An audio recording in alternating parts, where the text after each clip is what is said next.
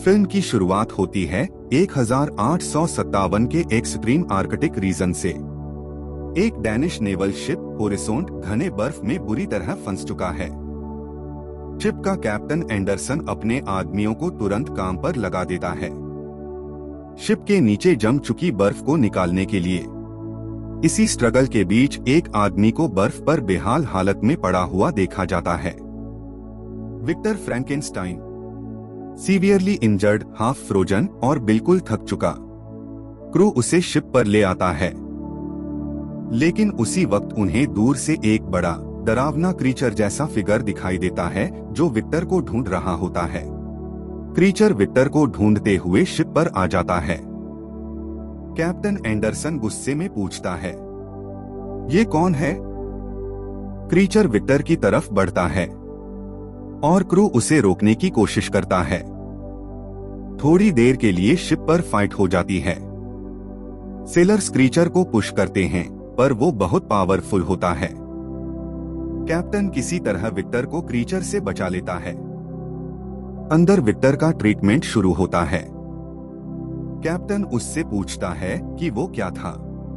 Victor बोलता है कि वो क्रीचर है और उसे मैंने बनाया है। और यहीं से विक्टर अपनी कहानी बताना शुरू करता है। विक्टर फ्रैंकेनस्टाइन का बचपन एक इमोशन रोलर कोस्टर था।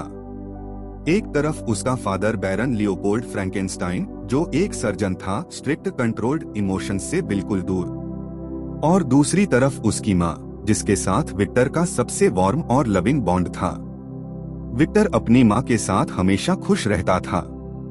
वो उसकी साइंस वाली क्यूरियोसिटी को एनकरेज करती थी और उसे फील करवाती थी कि वो फैमिली में ट्रूली लव्ड है। लेकिन विक्टर की जिंदगी का सबसे बड़ा हार्ट ब्रेक तब आता है जब उसकी माँ लेबर पेन में अपने सेकंड चाइल्ड विलियम को जन्म देते वक्त ही मर जाती है।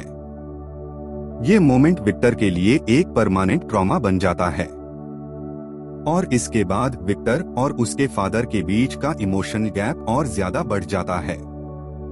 फादर का सारा प्यार विलियम की तरफ शिफ्ट हो जाता है और विक्टर धीरे धीरे फैमिली में एक आउटकास्टर जैसा फील करने लगता है। फिर कुछ साल बाद एक और ट्रेजेडी, विक्टर के फादर की सडन डेथ हो जाती है।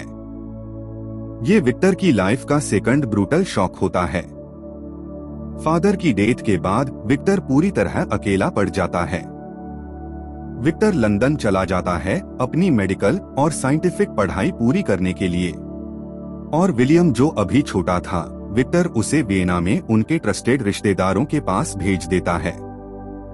विक्टर बड़ा होता है और एक ब्रिलियंट सर्जन बन जाता है, लेकिन नॉर्मल सर्जरीज उसके लिए काफी नहीं होती। उसका मोटिव अब साइंटिफिक नहीं, इमोशन हो चुका है। एक इंसान जो माँ को वापस नहीं ला सका, वो मौत को ही डिस्ट्रॉय करना चाहता है। एडिनबर्ग मेडिकल कॉलेज में विक्टर एक डेमोन्स्ट्रेशन देता है। वो एक डेड लिम्ब को कंप्रेस और स्टिम्युलेट करके थोड़ी देर के लिए मूव कर देता है। पूरा हॉल शॉक्ड है, लेकिन फैकल्टी को ये गॉड्स वर्क के अगेंस्ट लगता है और ट्रिब्यूनल उसे एक्सपेल कर देता है। विक्टर खुद को प्रूव करने में और ज्यादा ऑब्सेस्ड हो जाता है। इस डेस्परेशन में एंट्री होती है हेनरिक हारलैंडर की। ये बंदा विक्टर को कहता है, तुम साइंस को लिमिट से आगे ले जा सकते हो, बस पैसे की फिक्र मत करो और ये ही काम मेरे लिए करो। हारलैंडर विक्टर को एक आइसोलेटेड टावर देता है, माउंटेन्स के बीच एक पुराना एबेंडन्ड स्टोन टावर। ये जगह परफेक्ट है। अब विक्टर और विलियम मिलकर हेंजड क्रिमिनल्स और वो डेड सोल्जर्स के बॉडी पार्ट्स कलेक्ट करते हैं। हाथ, पैर, ऑर्गन्स सारे केयरफुली प्रिजर्व किए जाते हैं। वो सारी चीजें इकट्ठी करना शुरू कर देते हैं जो उन्हें क्रीचर बनाने में लगने वाली थीं, और सारे बॉडी पार्ट्स जोड़कर एक क्रीचर तैयार कर देते हैं। एक ह्यूज स्टॉर्म रात को टावर के ऊपर बरसता है। विक्टर ने एक जाइंट मेटालिक मशीन सेटअप की हुई है। Wires, electricity rods, heart flow regulators, brain reactivation tubes, और फिर एक लाउड थंडर क्रैक के साथ इलेक्ट्रिक करंट बॉडी में जाता है। कुछ सेकंड तक बॉडी बिल्कुल स्टिल रहती है, फिर धीरे से उसकी आंख खुलती है। क्रीचर जिंदा हो चुका होता है। वो थोड़ा कंफ्यूज और डरा हुआ लगता है।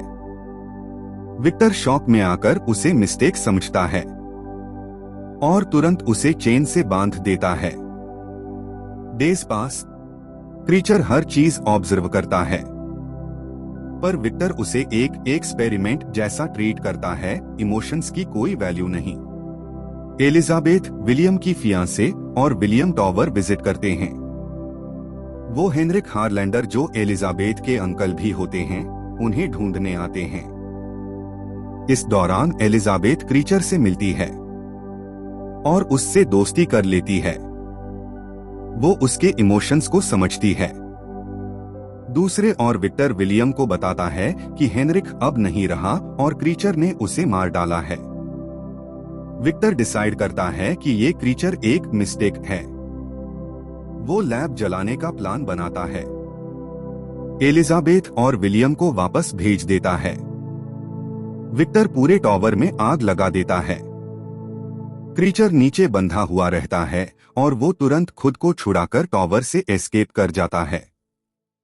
एस्केप के दौरान विक्टर का पैर सीवियरली इंजर्ड होता है, ऑलमोस्ट कंप्लीटली सेवियर। टॉवर से बचने के बाद क्रीचर बहुत थका हुआ होता है। जंगल में भटकने के बाद उसे एक पुराना घर मिलता है। क्रीचर चुपचाप वहीं रहने लगता है। थोड़े दिनों बाद क्रीचर को पता चलता है कि ये घर हंटर्स का है, तो वो उस घर में छुपकर रहने लगता है। उस घर में एक ब्लाइंड ओल्ड मैन और उसकी ग्रैंड डॉटर होती है, जहां वो अपने ग्रैंड डॉटर को अल्फाबेट्स पढ़ना लिखना सिखाता है। धीरे धीरे क्रीचर उन दोनों की बातों से अल्फाबेट्स, वर्ड्स और बेसिक रीडिंग सीखने लगता है। वो उनकी जिंदगी ऑब्जर्व करता है और पहली बार समझता है कि फैमिली, केयर और वार्मथ क्या होती है।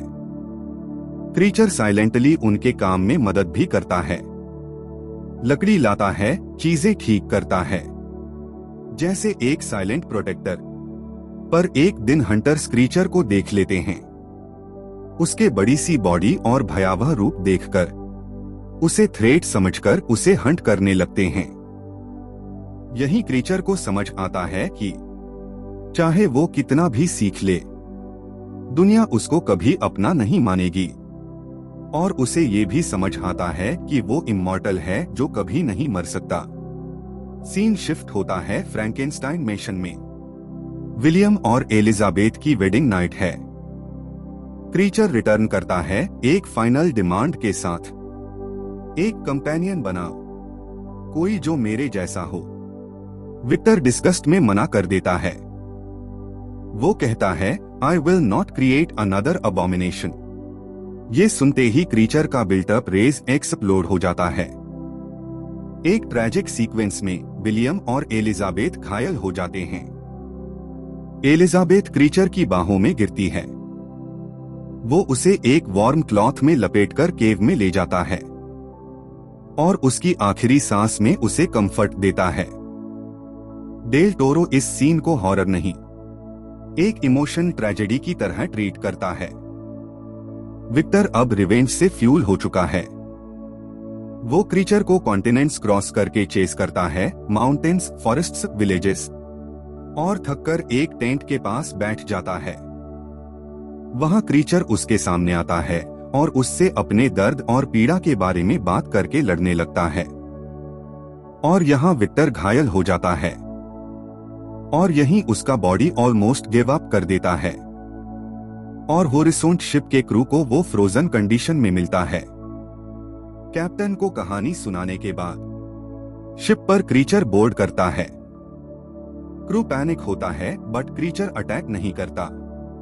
वो एक कॉर्नर में विक्टर को देखता है। विक्टर धीरे से बोलता है, I should have treated you like a son, not a mistake. Creature के चेहरे पर एंगर, सैडनेस, कंफ्यूजन सब दिखाई देता है। वो एक लाइन बोलता है जो पूरी फिल्म का एसेंस है, Why did you abandon me, father?